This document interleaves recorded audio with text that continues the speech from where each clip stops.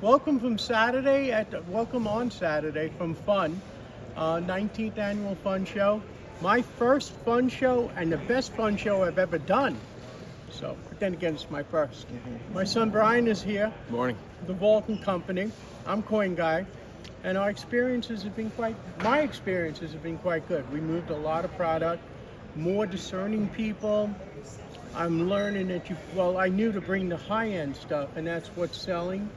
The interesting stuff, and that's doing pretty good. The only area that didn't do well was I couldn't sell any semi-key pennies. Indians sold, but not Lincolns. But we've got people for that. How about you, Brian? Tremendous amount of dealer to dealer.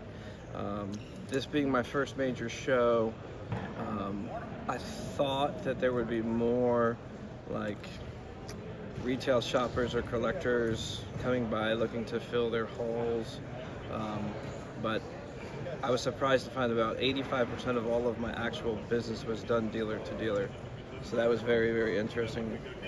Yeah. What would you guys do differently for next time if you're going to do another one? I would have a lot more organized. I would have had all of my cases already designated for certain coins, put the coins in by certain years, had my displays a little bit more thought out and set up, because we brought our Rolex watches and our luxury purses. I forgot my stands for the purses. Security is a really big factor here. They don't like to have a lot of signage that blocks the view from looking across the room. So now I know that you can only have a banner maybe this deep that you can hang from the top. So I definitely would have had that. These are pretty. These look really good here. Ours don't say that. It says a bunch of other stuff other than our name, because we thought we could use our big banner. So we'll have to redesign these. You can put like shower curtain clips on the top. Yeah. Just hang them from the pole. At least one of them. That's what I'll do. It was extremely helpful having a second person. I would say that if you ever do a major show, you have to have a second person. Doing it by yourself is next to impossible. You need to have that second person, especially if you want to submit to CAC or PCGS or any of the different third-party grading services. Somebody has to take the time to leave and fill out the paperwork, or if you want to run coins from one dealer to another dealer, or even take a leak, you need a second person. And to watch the table for security.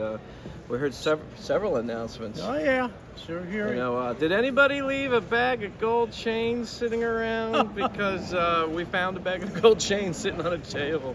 Well, the person who picked up that Central America gold coin by accident, would you please return it? Some people earn their reputation as thieves. I'm just telling you. Yeah. And that's what you have. Good. With me, I found the same as Brian had said. I pretty much brought what I wanted to bring. It's a place definitely where it's more dealer to dealer, but you got to remember, a lot of this dealer to dealer, a lot of dealers don't have brick and mortar stores like we do. There are people here, a lot of these people work out of fancy flea markets, or they work in flea markets, or they work out of their garage or their living room. So they don't have the overhead we have, and they're the ones walking the floors and buying what they're buying. And that's where you have a lot of these people with the passes who pay to get in.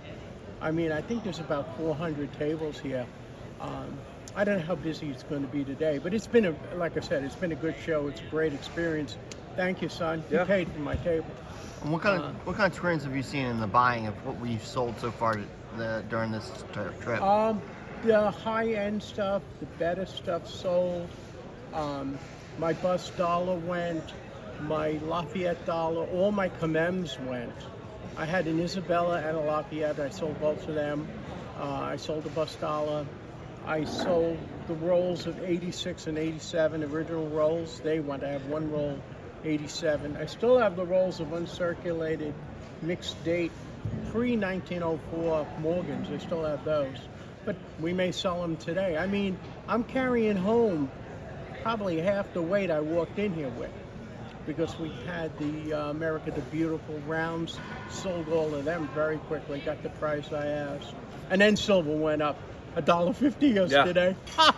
Yeah. That's the way it is, but it's okay. Can't be a pig about it, but it's interesting. But it's been a great experience, you know. But it's costly to dealers to be here. I mean, you got to rent a house, you got to rent rooms for multiple days. Like Brian said with security, you need 2-3 people if you're going to wander around and do, so that's important.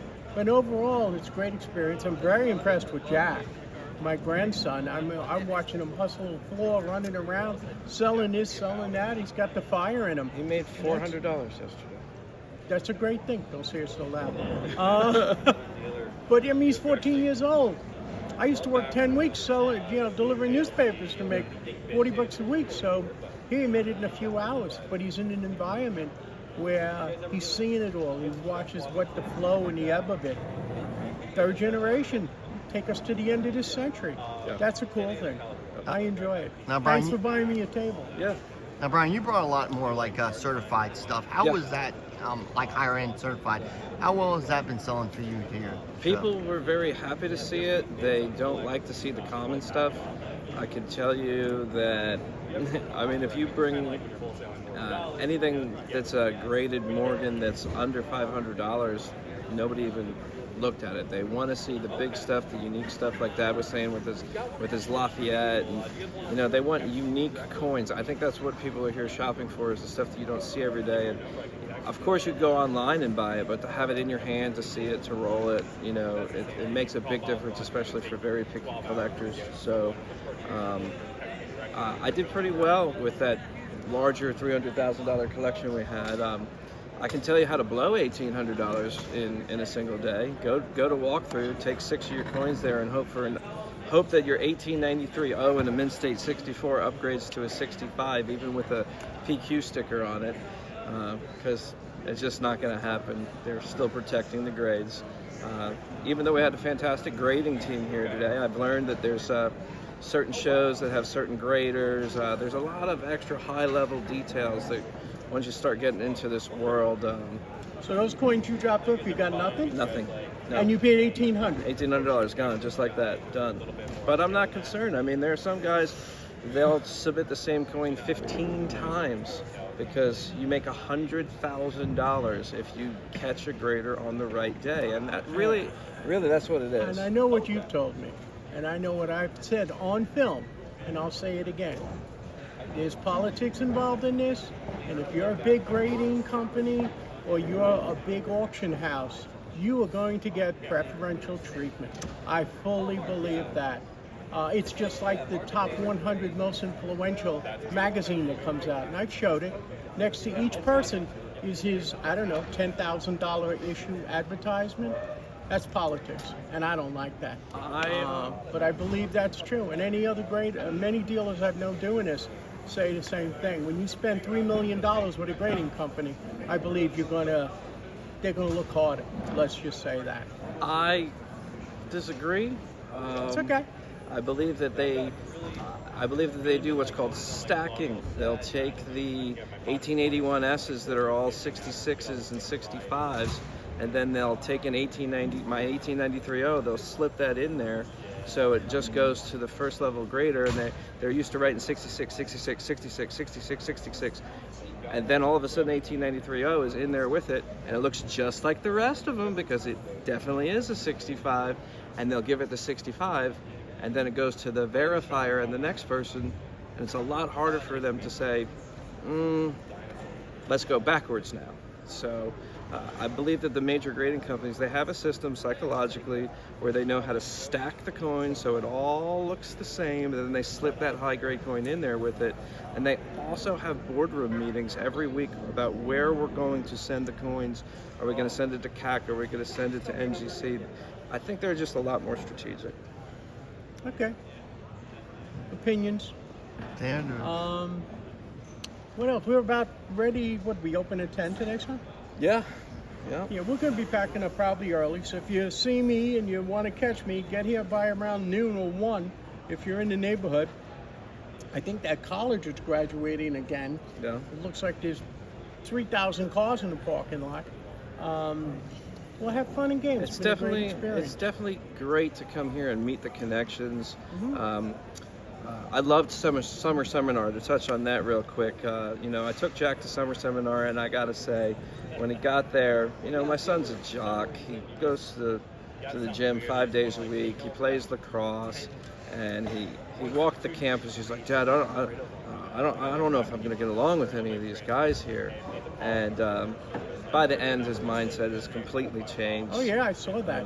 He's He's he was up talking till- coins. He talks fluent coin now. He's Yeah. up until 2 o'clock in the morning again last night, building his Instagram channel, JV_coins, I think Yep. is his Instagram. I'll drop it in the description for everybody. JV_coins. He's already flipping and making deals. He found a rattler guy. He found a toner guy. He's making the connections. Contacts are important. Yeah. They are And important.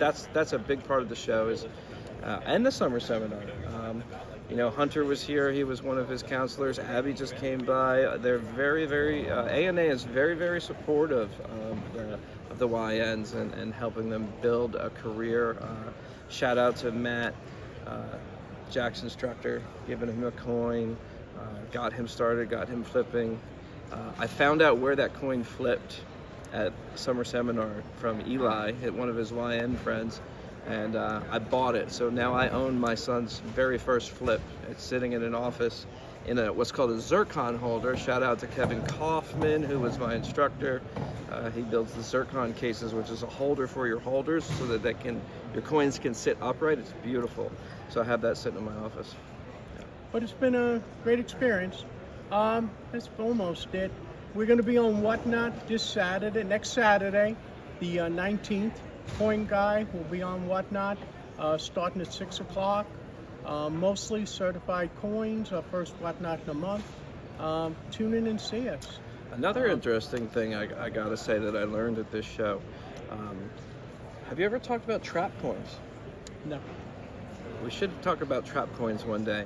We had a trap coin come through, and a trap coin is a very high graded coin in a not so great certification company, but it gray sheets at, let's say, $3,000 or $4,000. Meanwhile, if you look at the auction history, certain auction companies grade that coin 5 times more than some of the top tier companies. And it says it's $3,000, gray sheets for $2,400, but in reality, it's been selling at auction for $750. So definitely look at the auction histories when you're buying coins, or else you could get hit with a trap coin, which would you coming in? Quick Hey, guest we need to get all appearance. 3. Is this all 3 of us on This is camera? all 3 of us. Come on Squat in down, here. Jack. Come on. Wait, where am I supposed to Get go? between Get them. down. Squat down. What are we talking about? And you said he's a jock, but I raced him across the parking lot. Who got in here first? I'm Tell gonna him.